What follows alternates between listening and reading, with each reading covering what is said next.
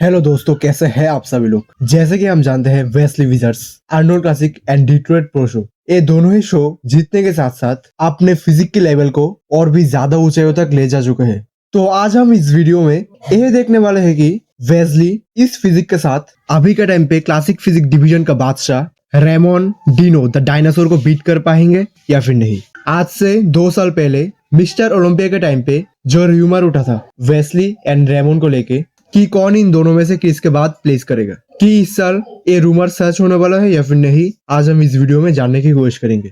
और एक बात, आप सभी में से कौन कौन वेस्ली वर्सेस किस बमस्टेड का कंपैरिजन देखना चाहता है, आप जरूर कमेंट में बताना। तो हम डायरेक्टली चलते हैं मेन कंपैरिजन की तरफ, यानी फास्ट पोज, जो कि है फ्रंट डबल बाइसेप। इस पोज में मैं पहले लोअर बॉडी के बारे में बात करना चाहूंगा। नो डाउट इस पोज में 2024 मिस्टर ओलंपिया से लेके अब तक वेस्ली के लेग्स फिनोमिनल लेवल पे डेवलप हो चुके हैं, लेकिन मेरे ख्याल से अभी भी वेस्ली को थोड़ा सा इम्प्रूवमेंट करने की जरूरत है अपनी लोअर बॉडी पर, बिकॉज उनका अपर बॉडी, खास करके उनका लेट्स हद से ज्यादा वाइडर साइड पे है। ऑन द अदर एंड हो सकता है Ramon muscle mass wise Wesley से थोड़ा सा छोटे है, लेकिन उनका कोई भी मसल एक दूसरे को डोमिनेट नहीं कर रहा। जैसे कि उनका स्ट्रीमलाइन वेस्ट, ठीक ठाक लेट्स एंड लेग्स, जो कि उनके एक्सट्रेपर को बहुत ज्यादा इंसेन बना रहा है। तो कुल मिलाकर ओवरऑल बॉडी को देखते हुए मैं ये पोज रेमोन डिनो को देना चाहूंगा।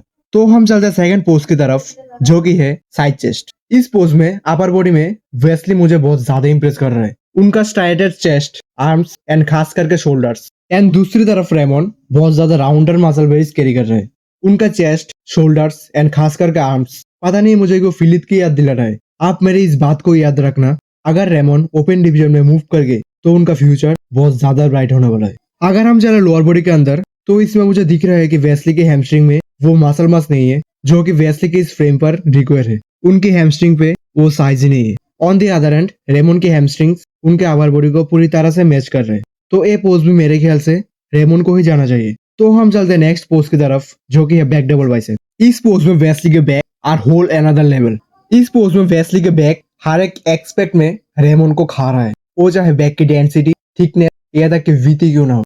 एंड खास करके वेस्ली के शोल्डर्स एंड आर्म्स की स्ट्राइशन, रेमोन कुछ भी कर ले, इस वेस्ली के बैक का कोई तोड़ ही नहीं है रेमोन के पास। लेकिन लोअर बॉडी के अंदर थोड़ा सा मात खा रहा है वेस्ली, खास करके उनका ग्लोट्स, जो कि थोड़ा सा वीक बन रहा है वेस्ली की इस पोज।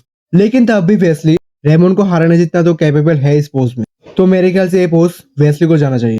तो हम चलते हैं लास्ट एंड फाइनल पोज की तरफ, जो कि है एब्स एंड थाइस। इस पोज में वेस्ली के लेट्स कुछ अलग ही लेवल पे खुल रहे हैं, लेकिन उनका मिड सेक्शन उतना प्लीजिंग नहीं है। On the other hand Ramon का लेट्स तो उतना नहीं खोल रहा है वेस्ली के जितना, लेकिन उनके एप्स बहुत ज्यादा क्रिस्पियर एंड डिटेल्ड है। तो कुल मिलाकर ये पोज किसी को भी जा सकते हैं, लेकिन मैं ये पोज कहीं ना कहीं रेमोन को ही देना चाहूंगा। तो इसी के साथ हमारा फाइनल रिजल्ट आता है Ramon 3 and Wesley 1। Thanks for watching.